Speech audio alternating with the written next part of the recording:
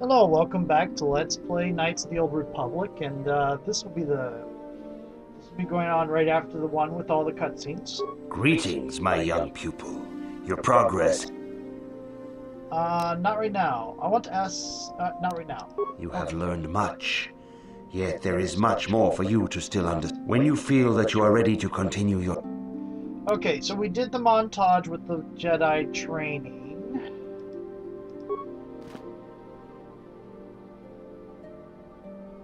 Continue. Welcome, sentient. It is important for the peace and harmony of all beings that the many paths of the Jedi Order be understood. Only through knowledge can all see the truth of the Force.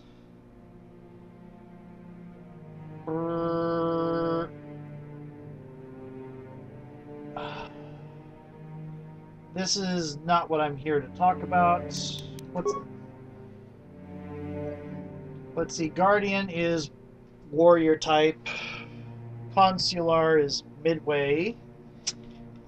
Sentinel is... Actually, Sentinel's midway. Consular is heavy force.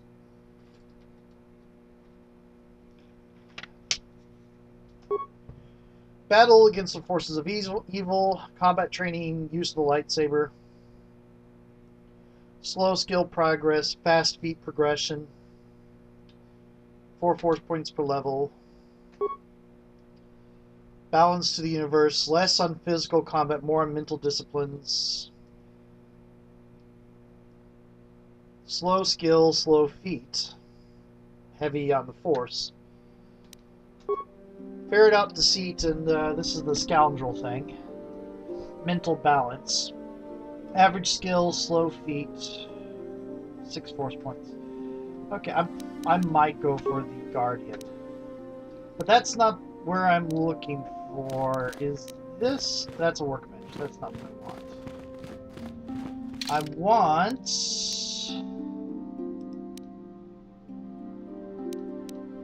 Actually, I think it's time to continue training. Thought I was going to be quizzed. Greetings, my young pupil. I am ready to continue my training. Soon your apprenticeship will end, and you will be granted the title of Padawan, the lowest rank of those within the Jedi Order. Yet first you must prove yourself worthy in the traditions and customs of our order, as handed down from master to pupil for 1,000 generations. You must successfully complete 3 tests before you earn your place among the Jedi. Before you cross this bridge, you see, you must answer me these questions 3. What kind of tests are these? These tests will see if you have truly mastered the training you have been given, both mental and physical. Upon completing these tests, you will pass from apprentice to Padawan and join in the ranks of the Jedi. First, I will test your knowledge of the Jedi Code.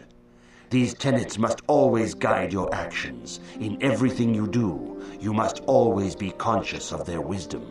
You must now prove you have a Jedi's understanding of the Code by completing these fundamental precepts of our order. There is no emotion.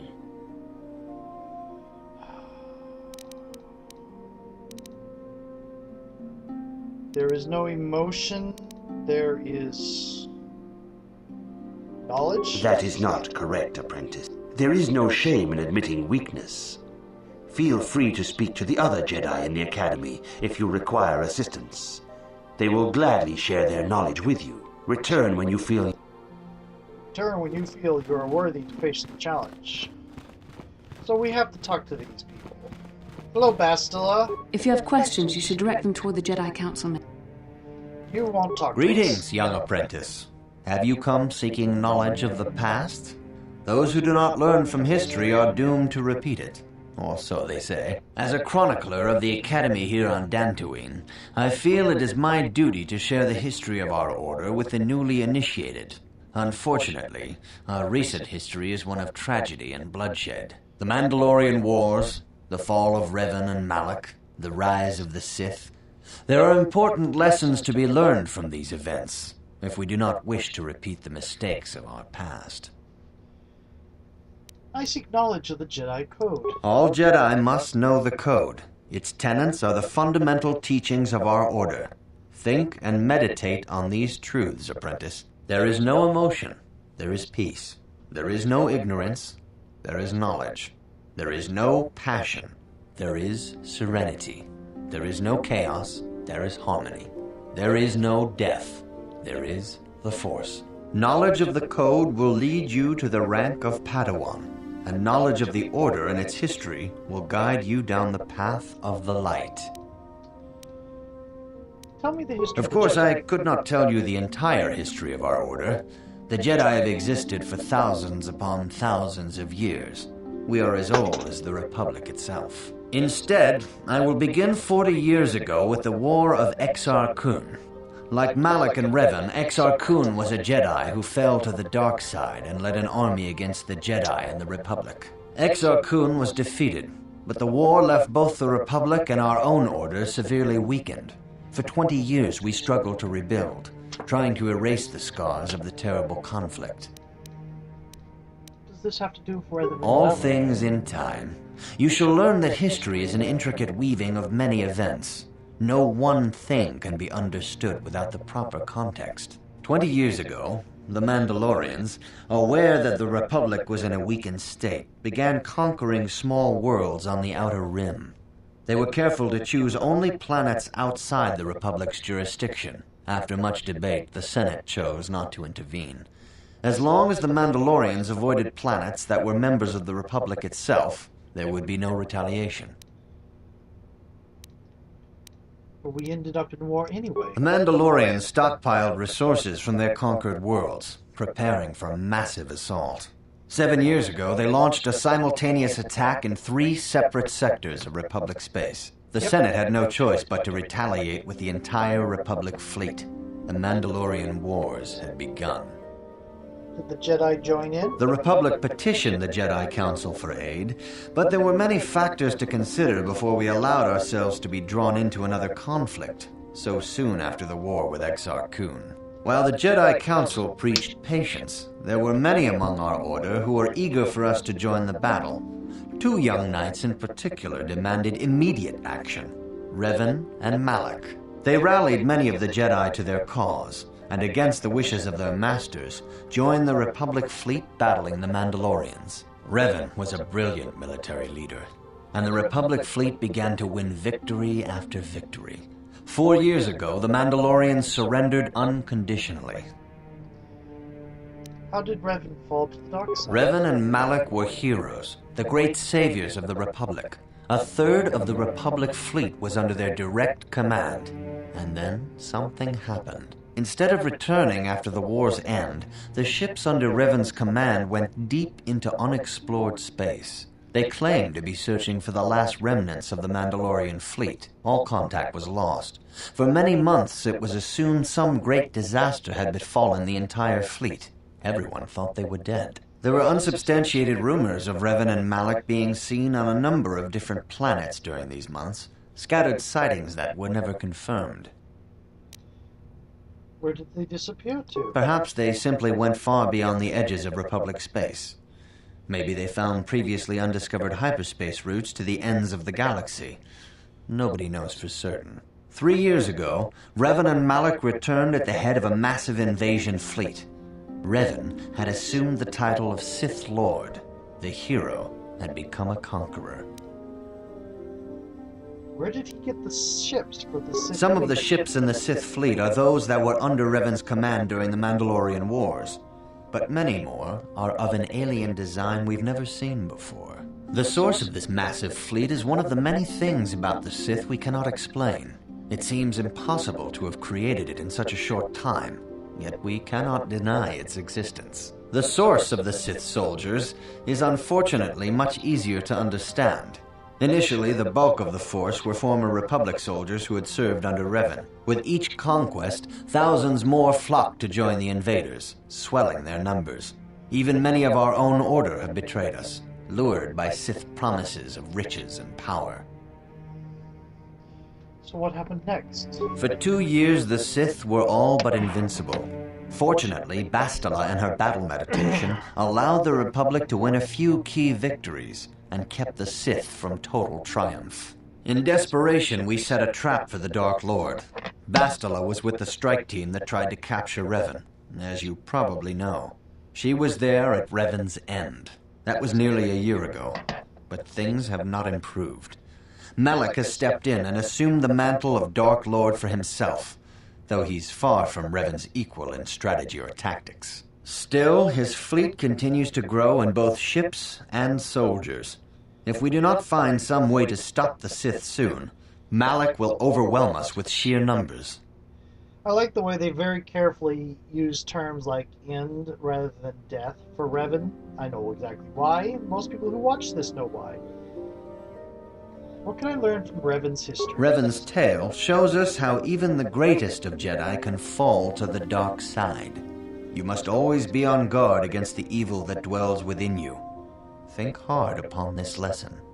I'm not sure I would classify Revan as the greatest of Jedi. He was a young knight that went off to war against orders, or against advice, rather, not orders. He wasn't ordered to stay. And got tempted to the dark side. I mean, he wasn't exactly great. He was exceptional, skill-wise, or she. We'll see. I think the canon Revan is a he.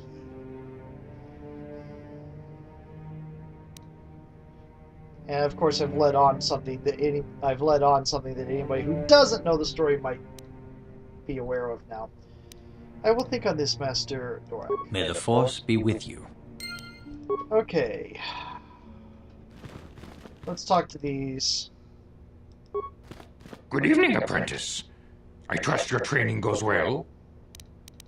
My training is progressing I have quite faith well. that you will achieve the rank of Padawan soon. Master Jar is most impressed with your progress.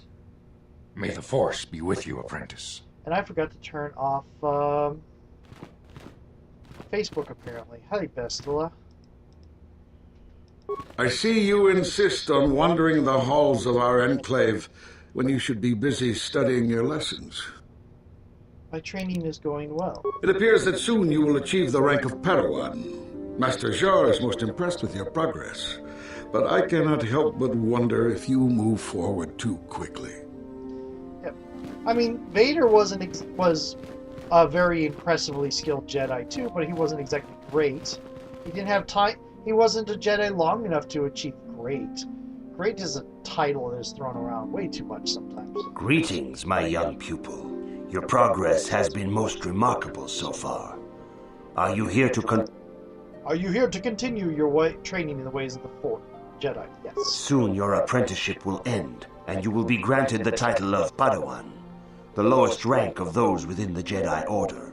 Yet first you must prove yourself worthy Yes, in the we've had this traditions discussion. I am ready for the These test. tests will see if you have truly mastered the training you have been given, both mental and physical. You told me this. First, I will test your knowledge of the Jedi Code. And last time I hadn't These been tenets told must about it always first. guide your actions. In everything you do, you must always be conscious of their wisdom. You must now prove you have a Jedi's understanding of the Code by completing these fundamental precepts of our order. There is no emotion. See, you supposedly have told this during the montage, or if you're a big Star Wars fan, you know it by heart. You're supposedly told this during the montage, but the first time you talk to him, you haven't been told it yet.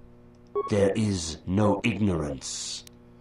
There is knowledge. There is no passion. There is serenity. There is no chaos. There is harmony. There is no death. There is the Force. You have learned your studies well, apprentice. It will not be long before you are a full member of our order. But first, you must pass the second test and learn about the most prized possession of a Jedi, the very symbol of our order, the lightsaber. The lightsaber is the traditional weapon of our order. It is a symbol of a Jedi's skill, dedication, and authority. And each lightsaber is as individual as the Jedi who wields it. The blade is made of pure energy, focused by polished crystals in the hilt. As the second test, each Jedi must construct her lightsaber with her own hands. And now it is your time. Speak with Master Dorak, and he will guide you through the choosing of a crystal.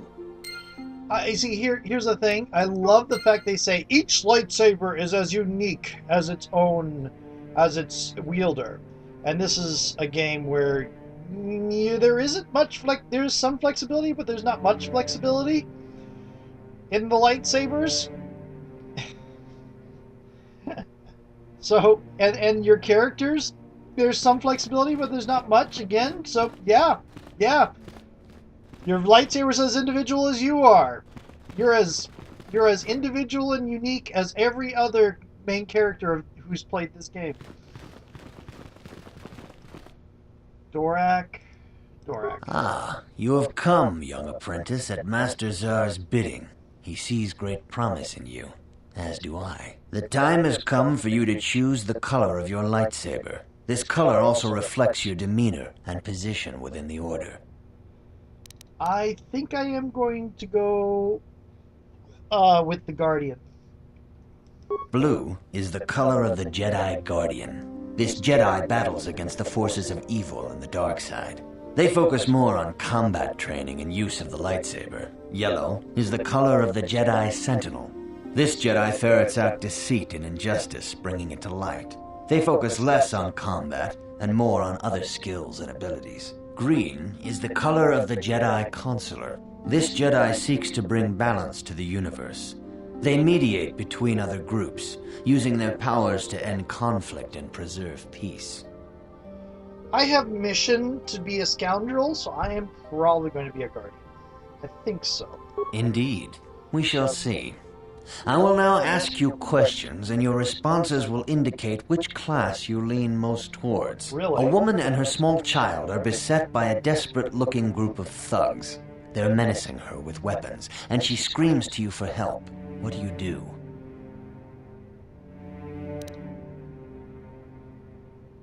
This would be Consular, I think. She is very talky, though. I might end up being not Guardian. Stop the thugs and find out why they're attacking. Indeed. Very well. On to the next question. You are in combat with a dark Jedi allied with the Sith. There is a pause in the combat. What do you do? Find out why he turned to the dark side and try to turn him. Try to see a weakness in his technique. Probably that one. Yes, I suspected as much. Now for the next question. There is a locked door, and your goal lies on the other side. What do you do? The lock. I am beginning to see a pattern here, apprentice. I have a feeling about what you would be best at. But first, the final question. You are the head of an enclave on a contested world. The Dark Jedi have infiltrated and are causing unrest across the planet. What do you do? Coordinate the planetary. Try to lure them out into a trap? Yeah. Yes, I thought as much. As I suspected, you would be most suitable as a Jedi Sentinel. Which color and path do you believe yourself most suited to, apprentice? We'll go with Sentinel. That's the one that's in the middle. Here is a yellow crystal for your lightsaber. Go speak to Master Jar again, and he will instruct you in how to construct it. Oh, hello. Oh. Right. I forgot that they did that. Okay.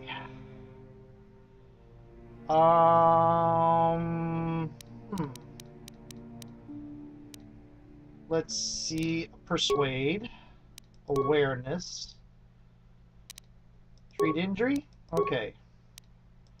Feats. Lightsaber, Jedi defense, immunity, fear, Jedi sense, force sensitive. And one remaining feat. Can I take Master Dueling? I can indeed take Master Dueling. 2 powers. Force Valor. Force Aura. Cure. Cure is definitely one I like. Burst of Speed.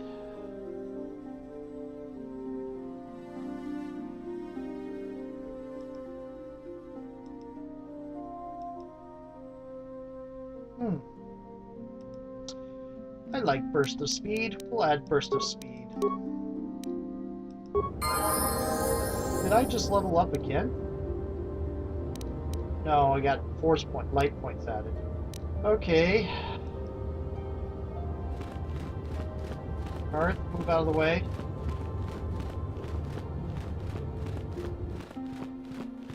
Ah, good. Now that you have selected your crystal, we shall begin the construction of your lightsaber. Yay.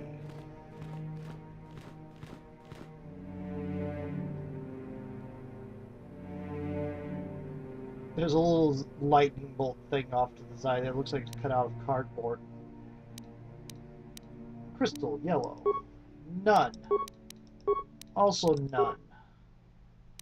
A symbol. Womp womp.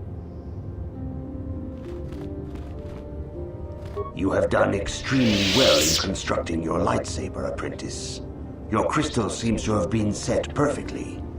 It is rare indeed for that to happen the first time one constructs their lightsaber. These crystals are very rare, found only in certain caves strong in the Force.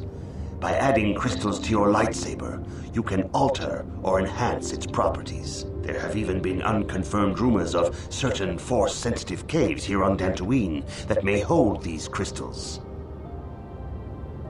Can I find crystals on It is a Dantooine? rumor only. I do not know if there's any truth in it, but you must learn first to use your lightsaber and take care when drawing it. Your lightsaber identifies you as a member of the Jedi Order. With such recognition comes honor and respect, and the attentions of dangerous enemies. The Sith and Dark Jedi will seek to destroy you, apprentice. And you must prove yourself worthy in battle against a foe who also wields a lightsaber. Are you ready to face the final challenge, apprentice? Yes. So a Jedi who wields a lightsaber, perhaps maybe a worthy Jedi of the Order, perhaps shouldn't draw the lightsaber in a bar brawl to cut off somebody's hand? Maybe? Okay. For every Jedi, the threat of the dark side is always present. You must truly understand this before you are accepted into the Order. You must see the corruption of the dark side for yourself. Even here on Dantooine, there are places where the dark side holds sway, twisting and tainting nature itself. The ancient grove, once used for deep meditation by the Jedi, is now tainted. A wave of darkness perverts the region around it. The Kathhounds in the area have become savage and ruthless. They have become a threat to the settlers, a threat the Jedi have promised to stop. What would you have me do, Master Zor? The Kathhounds are but a symptom of the true problem. You must journey into the grove and confront the true source of the darkness. That is your task. Do you have no other guidance? I can say no more. Some things you must see for yourself. None of the other Jedi at the Academy are permitted to help you in this task. But remember this, my young apprentice. A Jedi acts with patience and care, and those on the dark path are not always lost forever. The dark side still taints the ancient grove. Your lessons cannot continue until the spreading corruption of the dark side has been stopped. This is your task, apprentice. May the Force be with you. That seems an odd bit of dialogue to end that on. Anyway, my timer would have gone off towards the end of that, so this is the end of this video. Talk to you later.